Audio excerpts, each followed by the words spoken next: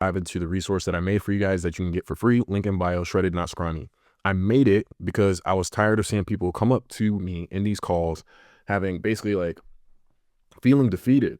You know what I mean? Because they had tried the whole losing weight thing multiple times. And at this point, like, they didn't think that they could do it anymore. And like, maybe like I'm just not meant to be fit. And like they, all this other craziness. And it's solely just because they had the wrong beliefs around cardio. This is what, when trainers say, hey, look, maybe the way that you lost the weight wasn't in a sustainable way. This is what they meant. It's two main beliefs that I see trip the majority of people up when it comes down to cardio, and doing it in a way that will actually leave you toned, not skinny fat, because that's the objective, right? And that's, by the way, the end state that we want, right? I want you guys to know how to use cardio so that you actually turn out looking like a freaking like lean machine as opposed to a soft, skinny bitch, right? Speaking lazily. Cardio is just a tool, period. So the right tool for the wrong job still doesn't get you the right outcome. And so the same way you wouldn't use a vibrator to paint the Mona Lisa, it's a great tool, has great purposes, just not for painting, right? Cardio, I think that most people assume is the catch-all for losing weight, and it's not. And that is one of the core beliefs that I see keep people stuck, right? It's some version of, I need to just focus on burning fat. And maybe the other one would be, man, I just need to try to outwork the amount of calories that I've eaten, right? Those two collectively fuck dudes. And I know some of these guys are trying to be tops. And so moving forward. So into the first belief, right? Focus on cardio burned is what I need to focus on. This is usually when people are talking about, I need to try to get in the fat burning zone. Any version of that, that's not how this actually works. And so if you're sitting focused on the incline of the treadmill or anything like that, I'm going to walk through how this actually works so that you can actually know how to use cardio in a way that's effective. So how this works is when you move your body, it gets energy from carbs, fats, sometimes proteins, but usually those first two, right? And so if you're focused on getting into the fat burning zone, right? Here's the thing. It's going to burn more fat during that exercise. As soon as you get your ass off the treadmill, your body has, look, we have adapted over thousands of years. It's going to start to pull from the other source. And so if you were in the fat burning zone, it's going to start to pull from more carbs.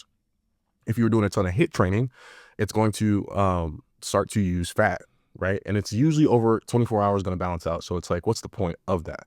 That's how that actually works. And then the second belief that it's like, oh, I want to use cardio to try to burn off the donut that I had in the break room. Hint, don't do it. It is like one of the biggest ways to guarantee that you're going to have to do this again. And the reason why I say that is everybody that I found that tries to outwork their bad diet creates this really unhealthy relationship with the food. Well, so my number one advice for that, by the way, is try to manipulate your body only using the food that you put in your mouth, not your activity burn. What up, everybody? This is James. I am founder of T2T Fitness, and I make these videos because I actually want you to know what to do to change. I talked to a ton of people who have been trying to change their body for a long time and not really making any progress just because they don't know what to do or they're executing off of incorrect information. And I don't want you to be one of them. If you're beginning to think that you want some help getting this implemented in your life, use the calendar widget so that you can set a time for us to talk and get your program built. I hope to see you on the other side. And if not, continue enjoying these free trainings. By the way, side note, when you're doing that, only focusing on cardio, I need you to understand that is oftentimes what suppresses your metabolism. If you know anybody that's been here where it's like, hey man, I went from 280 down to 240 and now I've been stuck for like 16 months. I just can't break through. Likely they've suppressed the shit out of their metabolism. Just being real. In the guide, it's a graph. And I really want you guys to check that out because it shows how your metabolism actually breaks out. If you guys actually knew that only 5 to 15% of the calories that you burn in a day is going to be with your exercise, you would probably do stuff differently, right? Because I'm sure it doesn't take a rocket scientist to see like, okay, cool. On the graph, there's like 3 other sections and the bigger sections are actually influenced by how much muscle you have. 3 things happen when you actually solely focus on cardio. And I say this because I train gay dudes, right? Because I like sucking dick and wanted to help people like me. But it's like, and I find that because they feel comfortable, they go and do cardio. When you only do cardio and not strength train, 3 things happen. First, you lose muscle. Also, you're going to suffer from something called a metabolic adaptation, and then you're going to fuck up your hormones. So we're going to dive into all three of those. Muscle loss happens because when, let's be real, most dudes are not focused on their diet. So they're getting insufficient protein and they're doing all this cardio. And so your body actually starts to pull from the muscle that you have. And then that leaves you with less muscle than you had before, which suppresses, again, the biggest section on how your metabolism actually burns fat throughout the day. Number two, metabolic adaptation. I use this analogy because, again, who doesn't like a good dick? Let's say if you like bigger dicks and you used to take like 10-inch dicks, right? And then over the next month, you stopped fucking with 10-inch dicks and you only did 9. The next month, you only did 8. And you kept doing that process until you went to 6. When you try to hop back to a 10-inch dick, I'm letting you know, just the same way a butthole will tighten up over time, I'm letting you know, you will not be ready. You will not be ready for this. But your metabolism works the same way. If you start to put in less and less food over time, it's called adaptive thermogenesis. Your metabolism literally will adapt to the level that you're actually putting in, which is how oftentimes people end up backing themselves into eating less and less food, to where it's like, bro, like I'm only eating like 1,200 calories a day and I can't lose. Like, how is that possible? That is why. And then number 3 is you fuck with your hormones. In particular, if you're not strength training, your testosterone, leptin, and then your thyroid hormones. And so basically it makes it harder for you to lose the fat. And so types of cardio, number 1, low intensive steady state, or LISS, right? LISS. Think walking on a flat surface, something that just kind of gets your blood pumping. That's actually really good for improving vascularity and how efficient your body delivers nutrients to your muscles. Good thing to do every day, independent of your goal. In fact, actually, there's a study that says that every 1,000 steps that you do, you reduce your total mortality rate from all causes by 12% or some shit like that. And so cool. Zone 2 cardio. That is, think of Stairmaster, walking on an incline, something that gets your heart rate to 60 to 70%, right? So that is also good. Let me say this. The only times that I see people doing that wrong is when they try to place it right after a workout. Usually you want to stay, if you're trying to maximize your gains or building muscle, then typically low intensive steady state or LISS and zone 2 you can pretty much never go wrong with it. HIIT training is the last, which I have to define that because a lot of people asked me when I said HIIT training. I assumed that you guys knew, but you didn't. And so it's when you go balls to the wall, typically for 30 to 45 seconds, think of football players, and then you have somewhere around like a 90-second cool down, and then you do that shit again. I think that people who love HIIT training also are the type of people who typically like giant penises up their butt with no lube. I don't understand it, but some people love it. And conceptually, the only reason why they do it is because if they're trying to be all sciencey, it's because of what's called EPOC, or the afterburn effect. So the theory is you get your metabolism going so much in that session that it continues to burn at a high rate after. And that is something that actually does happen, but it's like such a marginal, like it's a marginal boost that it's not worth it. And also HIIT training, while it is good at preserving muscle, it does, because of its intensity, also have the greatest chance of interfering with your gains. And so just keep that in mind. Anytime that you're going to do anything, at least for me, I always like to pass it through the filter of what's my goal. And so there's only really 3 goals. You're either cutting, bulking, or trying to do a body recomp. I'm going to define all 3 and then kind of go into some sub bullets. Cutting is to optimize for fat loss, so lose as much fat as possible while maintaining the muscle that you have. Bulking, optimize for building muscle, or building as much muscle as possible while accumulating as little fat as possible. Body recomp, you're typically going to stay within the same range as far as weight. And the goal for most people is increasing the amount of muscle they have while decreasing the amount of fat that they have. Now, if this is the case, knowing all 3, most people would opt for number 3 every time. Why? That sounds cool, right? I don't really care about weight. I just want to look better. I get that a lot. Or I want to turn my fat that I have into muscle. That is also.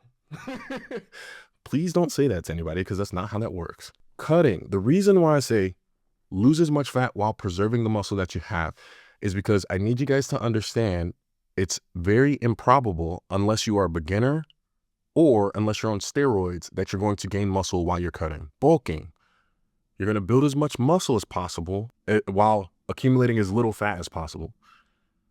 that means that you should expect you're going to pick up a little bit of fluff while you bulk. That goes for guys like me who overly obsess about their appearance, right? It is unrealistic to expect to build muscle and not accumulate fat. I had to let it go.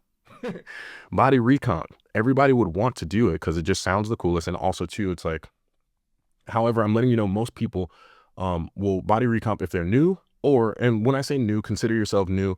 It's different for each person, but basically anywhere 6 months to a year and a half, comma, or if you have fallen off and it's been a minute and then you're getting back into the gym, that you typically can body recomp there because of muscle memory, especially if you had built muscle the first time. You'll regain it about 3 times faster than you built it the first time. And then of course, if you're on steroids, it's easier to body recomp as well. And so this is not me promoting steroids. This is me just stating facts. Most guys want to spend as little time in the gym and get the outcome they want. Me being one of them. My workouts are somewhere around like 70 minutes. Dudes like who are spending 2 hours in the gym, I don't know what you're doing unless you are literally getting a blowjob in the bathroom or something. Align cardio with your goal. And so if you do what you like, you'll be entertained. If you do what the goal requires, you'll actually make progress. And I say this because if you still are stuck around, but James, I just feel more comfortable doing cardio, that's an easy way to stay stuck. Holistically, if you're trying to change your body, the only thing that matters is energy input and output. What I'm trying to say when I say energy input and output, calories in, calories out. There's a dude who literally ate Twinkies, Doritos, and something else for like, I think 6 weeks. Not only did he lose weight, but like a lot of his markers for a healthier life improved in this time period because of energy in and energy out. He consumed less than he gained, even though the food in was shit. So what does cardio actually do? It improves your body's ability to efficiently deliver nutrients to your muscles. Those are reasons why you would actually do, like if anyone's asking you why you have cardio in your plan, it should be one of those. And when I say heart health, that also could be dick health, to say it lazily, but like and brain health. Like, believe it or not, those are usually symptoms of low cardio health. If your energy's low all the fucking time, like stuff like that. So cool, cardio will help with those things. And then of course vascularity. And then lastly, I will say use it as a tool to reveal whatever muscle you have. Meaning, don't be offended. Gays are usually good at getting offended. Twinks, why the fuck you doing a shit ton of fucking cardio, bro? You got no muscle. What are you revealing, bro? Your skeleton, bro. That's it. That's what you got. But if you see it as a tool to reveal whatever muscle you have, then it would make more sense that, and this is actually a fact, the way out of looking skinny fat for a lot of guys is building muscle, not doing a fuck ton of cardio. Which leads me to my next point. Strength training builds the muscle, which actually allows you to have that tone defined look that you're looking for. You have to have the muscle for it to be revealed, right? Also, it allows for you to have a better quality of life because you can actually stay at 15%, between 20% body fat and still look how you want to look. Still feel comfortable taking your shirt off. Still feel comfortable, going out in a Speedo, like when the time calls. Last thing on strength training is, again, remember, as you build muscle, you're actually making it easier for yourself in the long run. Rule of thumb, if you're looking to cut, cap your cardio at 3 days. If you're looking to body recomp, cap your cardio to 2 days. If you're looking to bulk, cap it at 1 day a week. Those are rule of thumbs. So does timing matter? Does when you do the cardio actually matter? Yes and no, right? Yes and no. So we're going to start with the negative first because we always like to end on a positive note here. It doesn't matter in this aspect. A lot of people try to do fasted cardio, and fasted cardio is a thing. The reason why they'll do it is because they're like, okay, cool, I'm going to fast and then I'm going to basically burn more calories and fat, or more fat in the morning, and this is going to be great. The only problem with that, right, is, again, remember how I said earlier that there's a bunch of information out there, and if you try to do certain things, it's like, that's not the 20% that's going to get you the 80% of the results. That's one of those. A less optimized plan done consistently will every fucking time beat the most optimized plan that you can only stick with for a week. And so when it comes down to it, a lot of people will try to do fasted cardio when they're not a morning person, when they hungry, they're mentally tired, right? And it's like, does it really matter if you can only stick with it for like a week, 2 weeks before you now want to stop again? Not really. When you do the cardio does matter in this respect. There's good, better, best. Best practice is do the cardio on a completely separate day, then you do your strength training. If you do workout Monday, Wednesday, Friday, then you'll do cardio on Tuesday, Thursday, right? Good practice. If you can't do that for whatever reason, then you do your cardio 6 hours apart. So that's, I do my cardio in the morning, I strength train in the evening, or I flip that, right? Now, if neither of those work for you because you're just the busiest person in the world, right? Then what you would do is, which I made that face on purpose, bro, which what you would do is you would do your cardio after your strength training, because whatever you do first is going to be prioritized. How do you know if you are doing too much cardio? Here are signs that you may be doing too much cardio. If you're getting weaker when you do the same lifts, you may be doing too much cardio. If it takes you longer to recover, you may be doing too much cardio. Now, that's not only between sets, but that's from chest day to chest day. Either of those, you may be doing too much cardio. If you are actually visually losing muscle, or if you're tired as fuck all the time, and no matter how much rest you get, that could be a sign that you're doing too much cardio. Another one is if your joints ache, but the reason why I don't like emphasize on that one is because, let's be real, some of y'all just old, bro. Like I'm 30, 31 and my knees hurt, bro. By the way, side note, plug for glucosamine. We talking about random ass supplements. If you're going from couch potato to actually trying to do the damn thing, this is what I would recommend. I broke it out into 5 steps that's going to be universal. And then the last 2 are going to come down to what's your goal as far as cutting or bulking. So phase 1, get active, right? And so what I define as active is go to a minimum of working 3 days a week with any activity for 30 minutes. Meaning, I don't care if it's strength training. I don't care if it's just you walking. I don't care if it's literally, we had one client who was super inactive and overweight, and they had to, their whole thing was stand your ass up and walk around your house, 30 minutes. Step 2 is basically go from 3 to 5, 30 minutes a day. Step 3 is not what you think. It's going to be, at that point, you got to really start getting your food right? To where it's like, and the reason why is because you can't outwork shitty eating habits. So when I say get your food right, this is what I mean. Start tracking so you can actually start figuring out like what's your inputs and outputs. And then also, as far as protein, you want to start getting 1 gram per pound that you have, or 0.5 per kg for all you like metric users. And then, or you can go with 1 gram per centimeter of height. I recommend taking both of those. And if you're a beginner, use the one that's the smallest. The reason why is it's about progress, not perfection. And I would rather you guys be working or advancing towards where you're trying to be than for you guys to have a number that feels unattainable and then you never get there and like get discouraged and shit. Number 4 is, of those 5 days, then at least 3 of them have to be strength training.